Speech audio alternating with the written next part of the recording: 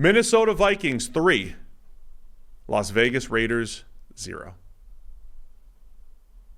You know what else is turning 38 today? What's that? The Naked Gun movie. They're just things that haven't happened in a long time. The Naked Gun movie came out 38 years ago today. That's about the kind of... What else was 38?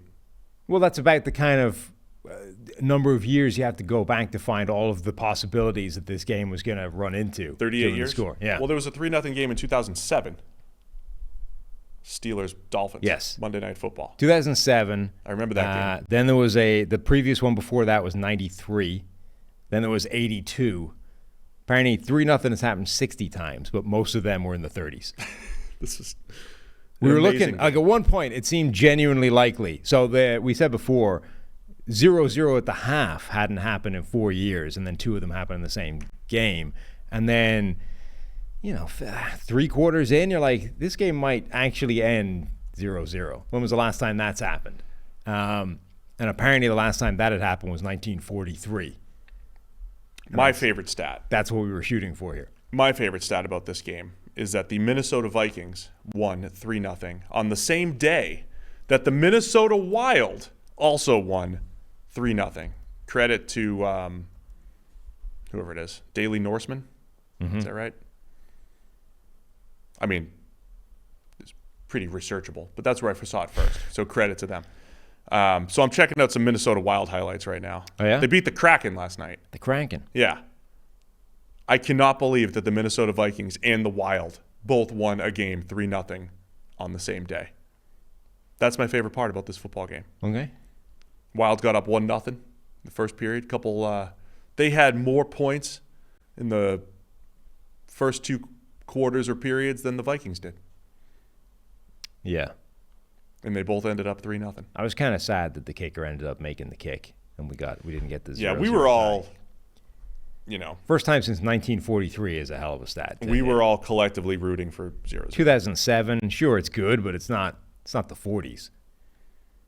But apparently, so that's happened, what was it, how many times did it happen? Like 50, 73. 73 times a game has been 0-0 in NFL history. But it hasn't happened since 1943. So like every third game before 1943 must have been 0-0. Yeah, football was... Because they had less of them as well. Like there's only like 12 teams back then, albeit they changed every other year. Yeah, but like every other game... knew that a forward pass existed back then. This is what people want to go back to when they're like, ban this. Let's go back. This is what football was meant to be. It wasn't about pushing people. Well, that was football. That's what you want. That was not the issue back then. Anyway, some of the highlights here in this game. There were no highlights in this game. Joshua Dobbs got benched. But he did have about 6 passes dropped, but the stat line was... He also got Justin Jefferson killed after Justin Jefferson came back from injury. So Dobbs finishes 10 for 23 for 63 yards. On back-to-back plays, throws a nice comeback to Justin Jefferson, and then throws what we call a hospital ball to Justin Jefferson that literally landed Justin Jefferson in the hospital. I've seen reports that there's questions about ribs and a multi-week injury here. But he throws an extremely high pass over the middle to Jefferson, who gets popped, and he ended up having to leave the game. Josh Dobbs also left the game, coach's decision, in favor of Nick Mullins. They termed it on the broadcast, Kevin O'Connell looking to try and spark the offense. Well, remember, the Vikings were coming off a bye. The last time we saw them, they lost on Monday Night Football in a horrible game against the Bears, where Josh Dobbs had the worst game he's had all season, and for the Vikings in particular. And at the end of that game, Kevin O'Connell was mum on who the quarterback would be coming out of the bye. Yeah, but there was a chance that it was going to be Nick Mullins, and they went to Nick Mullins for the spark. Right, but that was a game where there was just so many turnovers in that game. You're like, it would have been easy to sort of do the knee-jerk reaction and go, okay, this is just pathetic. I'm moving on to the next guy. This is terrible. It can't happen. This was a game where neither of them were like turning the ball over every other drive. It was just that nobody was going anywhere. Like there was just no offense. It wasn't catastrophic turnovers left, right, and center. And the ball is just like you can't get out of your own way. It was just nobody could move the ball.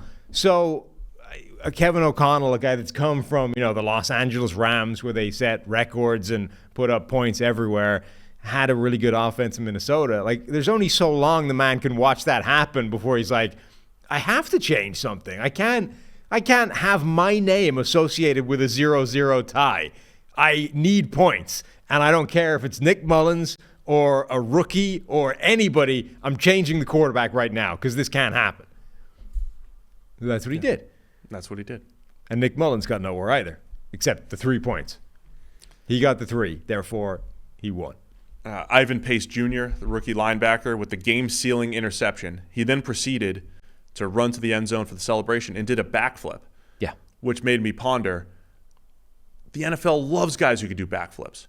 If you can jump out of a pool, if you could do a backflip, we love that stuff.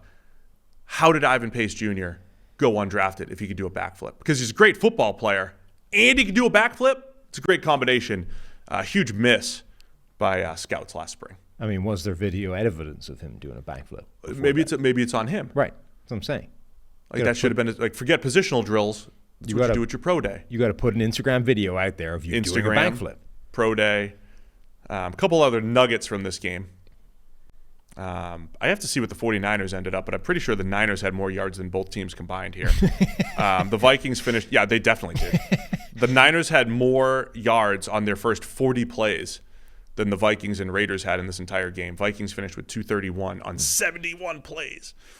Raiders finished with 202, 3.3 and 3.8 yards per play. I was going to say, there's got to be some fun box score numbers about this game. That's the fun one. That's about it. 71 plays to go nowhere. Yeah. That's pretty impressive. They had 15 first downs on 71 plays. Yeah. How's that possible? Wasn't a great football game, Sam. Somehow they averaged 7 plays per drive and still couldn't score. Vikings defense been playing really well lately. Ivan Pace, big game. Josh Metellus again with another really good game. Cameron Bynum, Harrison Smith, all their hybrid linebacker safety players playing well. So good job by them. Tyree Wilson, maybe career game for him, for the rookie, first rounder. So this was another game where, part of the problem, I think, was offensive lines on both sides got banged up. The center, Andre James for the Raiders, got hurt. Dylan Parham has to slide into center, sort of reshuffle there. The Vikings were already pretty banged up on the offensive line, went further banged up in this game, and were down like both starting guards at one point in the game. That didn't help, but yeah, just the only thing interesting about this game was were we going to see some crazy record set that hasn't happened since the 1940s. So the Vikings are 7-6, and so they're right now the 6th seed in the NFC. 7-6 Vikings, still have the Packers at 6-6 right behind them, and then 4 teams are 6-7. So the NFC has 4 6-7 teams. The AFC has 6 7-6 teams. Get all that? Mm-hmm. So Rams, Seahawks, Falcons, and Saints all 6-7. About a game, or exactly a game, behind the Vikings, who are the 6th seed currently. They'd be at Detroit if the playoffs started today.